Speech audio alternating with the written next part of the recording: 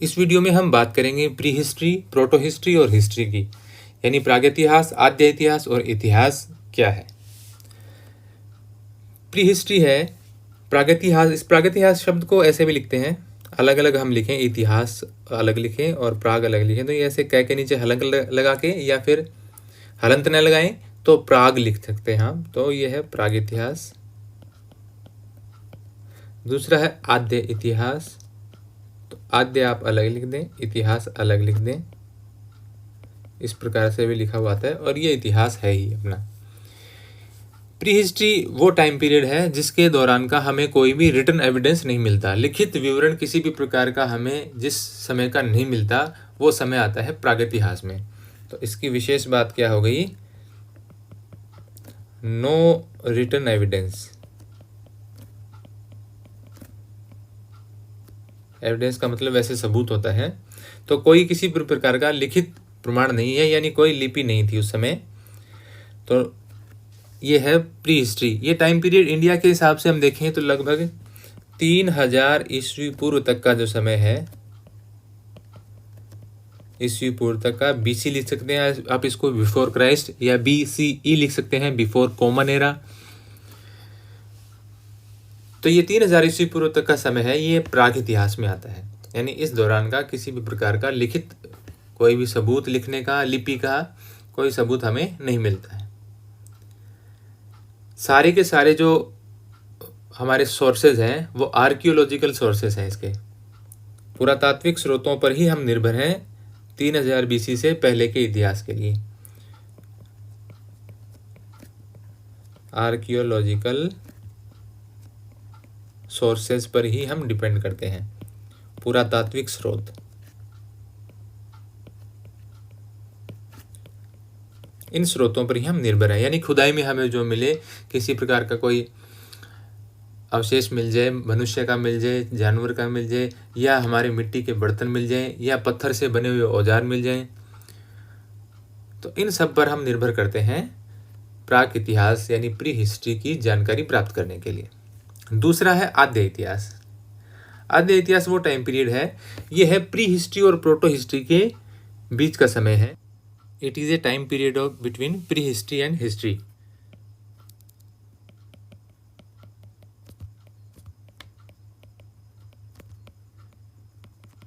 Pre history और history के बीच का जो काल है उसको हम कहते हैं proto history.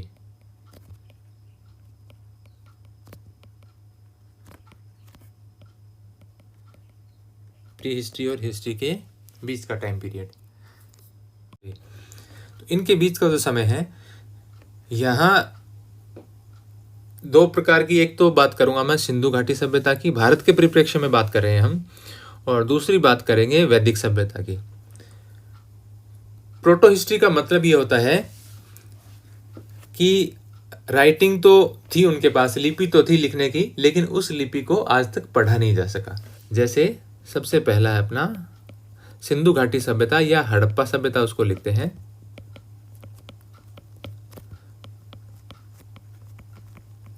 Indus valley civilisation, Sindhu घाटी सभ्यता।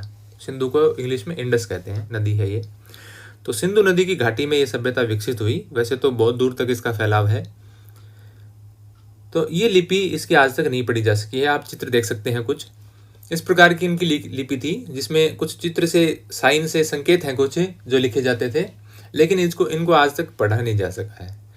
एक तो कारण ये है कि इसके बाद की जो हिस्ट्री आती है वो वैदिक सभ्यता की आती है, और वैदिक सभ्यता में भी भाषा का तो बहुत अच्छा विकास था। संस्कृत अपने आप में बहुत ज़्यादा डेवलप थी, वेदों की रचना हुई थी, लेकिन उनके पास लिपि नहीं थी, यानी उन्होंने कुछ भी नहीं लिखा। ये जो वेद वगैरह हैं ये श्रुति परंपरा पर चलते थे, यानी सुनकर आगे वाली पीढ़ी को सिखाए जाते थे। और काफ़ी बाद के समय में वैदिक सभ्यता की समाप्ति हो गई। उसके बाद आगे का जो इतिहास हम देखते हैं वहाँ पर लिपि का विकास होता है, और तब वैदिक इतिहास है उसके बारे में लिखा जाता है। यानी ये वेद वगैरह जितने भी हैं उनके बारे में बाद में लिखा जाता है, पहले सिर्फ वो मौखिक चलते आ रहे थे पीढ़ी दर पीढ़ी। और सिंधु घाटी सभ्यता की तो लिपि है, लेकिन उनके कोई पुस्तक वगैरह या कोई बड़ा शिलालेख वगैरह नहीं मिलते। ज़्यादातर उनके जो छोटे मोटे लेख हैं जैसे कुछ अक्षरों के होते हैं 4-5 अक्षरों के, 10 अक्षरों के, सबसे बड़ा है वो एक 26 लेटर्स यानी अक्षर का मिला है, तो उनको पढ़ा नहीं जा सका है क्योंकि एक तो वो बहुत छोटे हैं, इसके अलावा उनके बाद का जो काल आता है उससे कोई संबंध नहीं है क्योंकि बाद के काल में लिपि है नहीं। पहले आता है सिंधु घाटी सभ्यता का काल और फिर आती है वैदिक सभ्यता, लगभग 1000 सालों तक वैदिक सभ्यता चलती है, तो वहाँ पर लिपि है नहीं, तो उनका पीछे वाली जो सभ्यता थी उससे लिंक हम देखते तो उनके पास सिंधु घाटी सभ्यता के पास लिपि थी, इनके पास लिपि नहीं थी, तो इन दोनों लैंग्वेज का आपस में कोई कनेक्शन नहीं था। तो वो बोलते तो थे संस्कृत, लेकिन जो वैदिक सभ्यता के लोग हैं, लेकिन उनकी लिखने की कोई लिपि नहीं थी। एक होती है भाषा, एक होती है लिपि। जैसे हिंदी भाषा है और देवनागरी लिपि है, तो भाषा हम बोलते हैं, लिपि में हम लिखते हैं, तो देवनागरी लिपि में हम लिखते हैं। इंग्लिश भाषा है, लिखने की लिपि है उसकी रोमन। तो ऐसे ही सिंधु घाटी सभ्यता की उनके पास राइटिंग तो थी, लिखा उन्होंने, उनकी लिपि थी कुछ मात्रा में, ऐसे संकेत थे उनके, माना जाता है कि 500-600 के लगभग संकेत हैं जिनको वो लिखते थे, तो कोई इसको आज तक पढ़ नहीं पाया। तो कोई भी लिपि है वो उसके बाद की किसी भी सभ्यता से लिंक हो उसका, और उन दोनों को किसी प्रकार के हमें एविडेंस मिले, दोनों साथ में लिखी हुई हो, तो हम बाइलिंगुअल हो यानी द्विभाषी लिखा हो, तब उसका ट्रांसलेट कर सकते हैं उसको किसी प्रकार से। जैसे मिस्र की सभ्यता है, तो मिस्र की सभ्यता की जो लिपि थी वो लिपि काफ़ी सालों तक नहीं पढ़ पाए थे लोग, लेकिन बाद में एक मिला रोसेटा स्टोन, यानी एक पत्थर, एक शिला का टुकड़ा मिला रोसेटा नामक स्थान से, और उस पत्थर पर मिस्र की लिपि, मिस्र की 2 प्रकार की लिपियां, और एक जो बाद में दूसरी भाषा चलती थी जो जिसका डिसाइफर किया जा चुका था, यानी उसको पढ़ा जा चुका था हिस्टोरियन के द्वारा, उन तीनों में वो लेख मिलता है, यानी 3 भाषाओं में। यानी समझाने के लिए एक डिक्री थी, राजा का जारी किया हुआ हुक्मनामा था, और उस हुक्मनामे में 3 भाषाओं में लिखा गया था। तो वहाँ के जो विद्वान थे उन्होंने 3 अलग अलग भाषाओं में, क्योंकि उनकी जो बाउंड्री थी उस बाउंड्री के पास दूसरी भाषाएं बोली जाती थी, तो उन्होंने उनको सबको समझ में आ जाए, तो इसके लिए वो शिलालेख हैं वो 3 भाषाओं में, 3 लिपियों में लिखवाए उन्होंने। तो वो रोसेटा स्टोन मिला 1799 में, तब उसको पढ़ा जा चुका। आजकल वो है ब्रिटेन के म्यूजियम में है, तो तब उसको पढ़ा जा सका। तो सिंधु घाटी सभ्यता की जो लिपि है वो तभी पढ़ी जा सकेगी कभी, क्योंकि इन्होंने वैसे तो प्रयास कर लिए, सुमेरियाई लिपि से जोड़ने का प्रयास कर लिया, दुनिया की सारी लिपियों से। जो सुमेरियन थे वो कीलाक्षर लिपि में लिखते थे, कील जैसे अक्षर इस प्रकार से तीर जैसे लगे हुए आप चित्र में देख सकते हैं, उससे भी जोड़ने का प्रयास किया लेकिन नहीं जोड़ पाए। तो इसका पढ़ने का आप ऐसा बता रहे हैं कि एक ही तरीका बचा है कि कभी कोई ऐसा अवशेष मिले, कोई पत्थर शिलालेख जहाँ पर उत्कीर्ण की हुई हो सिंधु घाटी सभ्यता की लिपि यानी सैंधव लिपि, और किसी दूसरी भाषा की लिपि यानी बाइलिंगुअल लिखा हुआ हो, द्विभाषी कोई लेख लिखा हुआ हो, दूसरी भाषा जो हमारी जानी हुई हो, तो उससे हम फिर ट्रांसलेट कर सकते हैं कि इसका मतलब क्या होता है। तो यही एक तरीका शेष है जिससे पता लगाया जा सकता है। तो प्रोटो हिस्ट्री में हम शामिल करते हैं सिंधु घाटी सभ्यता को और दूसरा वैदिक सभ्यता को।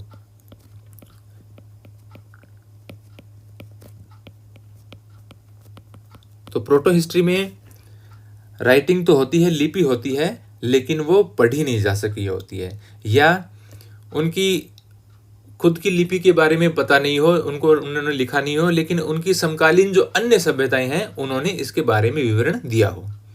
जैसे सिंधु घाटी सभ्यता है, तो सिंधु घाटी सभ्यता की मोहरें हैं वो मेसोपोटामिया में मिलती हैं, मेसोपोटामिया की मोहरें सिंधु घाटी सभ्यता में मिलती हैं, यानी इंडिया पाकिस्तान वाले रीजन में मिलती हैं। तो आपस में इनका व्यापार था, तो हो सकता है कभी मेसोपोटामिया आज का जो इराक वाला इलाका है मोस्टली वो है, दजला और फरात नदियों के बीच की भूमि, मेसोपोटामिया 2 नदियों के बीच की भूमि का नाम दिया गया है। उसमें बेबीलोनिया की सभ्यता थी, सुमेरिया की सभ्यता थी और असीरिया की सभ्यता थी। तो कभी ना कभी हो सकता है भारत पाकिस्तान और कुछ एरिया अफगानिस्तान का है सिंधु घाटी सभ्यता में, इस एरिया में या जो मेसोपोटामिया वाला एरिया है वहाँ पर ऐसा कोई हमें खुदाई किया हुआ किसी धातु पर या फिर किसी पत्थर पर खुदा हुआ हमें कोई ऐसा अवशेष मिल जाए जिस पर दोनों भाषाएं साथ में लिखी हुई हों, यानी मेसोपोटामिया वाली भाषा और भारत वाली भाषा, तो हम ट्रांसलेट करके ये पता लगा सकते हैं कि सिंधु घाटी सभ्यता के इन जो चित्र जैसे संकेत दिखे हुए हैं इनका मतलब क्या है।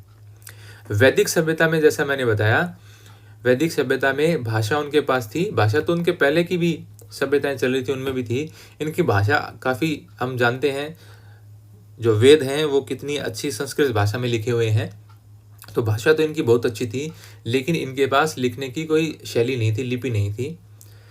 तो इसका विवरण है वो अन्य सभ्यताओं के माध्यम से हमें मिलता है। और इसके बाद की सभ्यताओं ने इस दौरान की जो परंपराएं थी, इस दौरान में जो वेद बोले गए, सिर्फ बोले जाते थे वेद, फिर बाद में लिखे गए, उससे हमें वैदिक सभ्यता का पता चलता है। तो ये दो सभ्यताएं हम मान सकते हैं किस पीरियड के दौरान की, आद्य इतिहास, प्रोटो हिस्ट्री टाइम पीरियड की। तो तीसरा और बता देता हूँ, फिर मैं इनके बारे में कुछ और बात बताऊंगा, हिस्ट्री। और जब हमारे पास राइटिंग के एविडेंस हैं और उनको पढ़ा भी जा सकता है, वो कहलाता है, वो टाइम पीरियड कहलाता है आपका हिस्ट्री। तो हिस्ट्री के संबंध में तो इतना ही है, अब क्योंकि हम हिस्ट्री ही पढ़ेंगे आगे, सारी हिस्ट्री आती है। अभी प्री हिस्ट्री और प्रोटो हिस्ट्री की थोड़ी बात कर लेते हैं। भारत में प्री हिस्ट्री है, इसका जनक माना जाता है रॉबर्ट ब्रूस फुट को। ये जो प्री हिस्ट्री है, प्रागैतिहास, इसका जनक माना जाता है रॉबर्ट ब्रूस फुट को।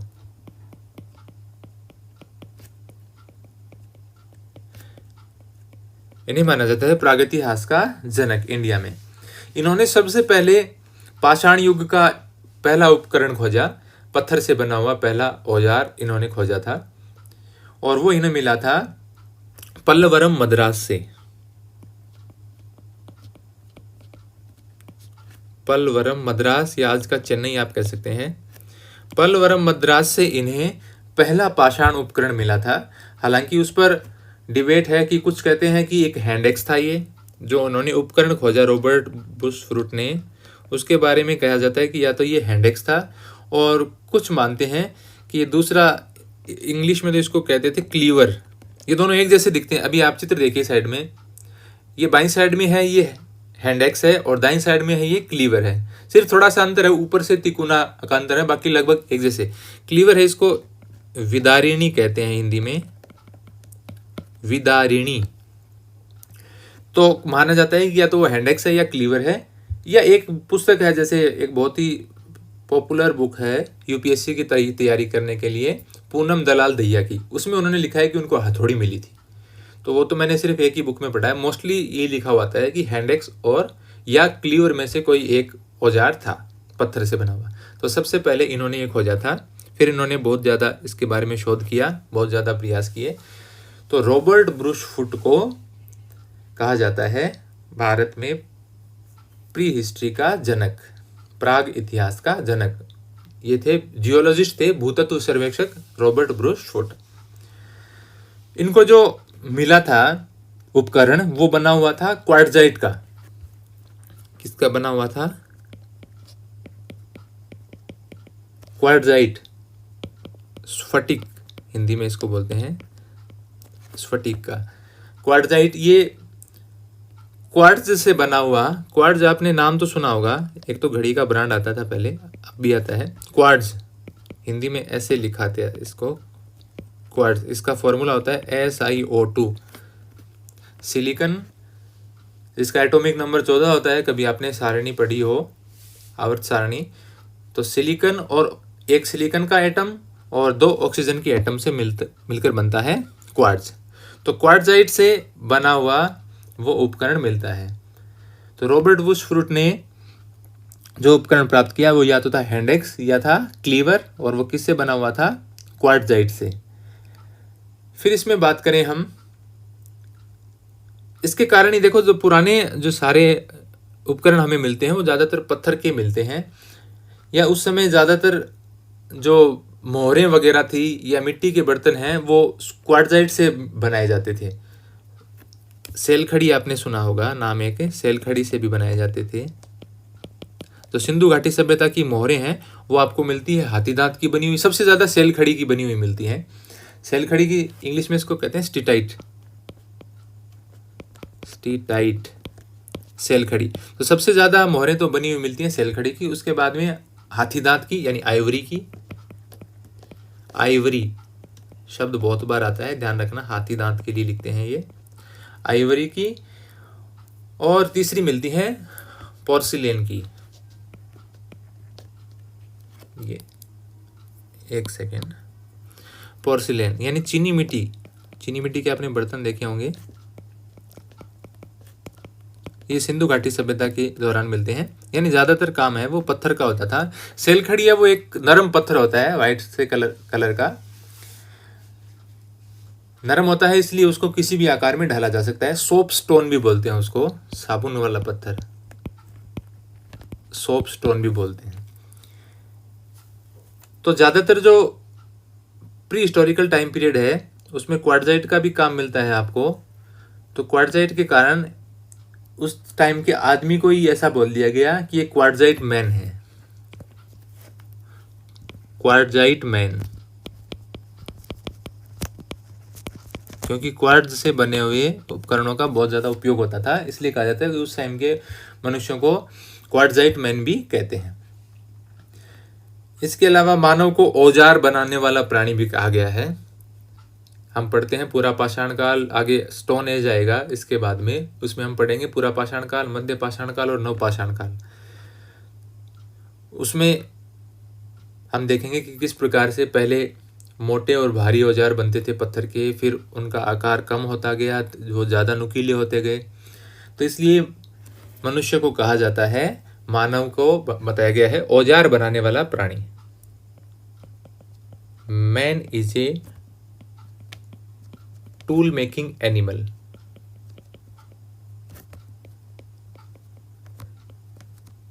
मनुष्य औजार बनाने वाला प्राणी है, ये सबसे पहले कहा था बेंजामिन फ्रैंकलिन ने।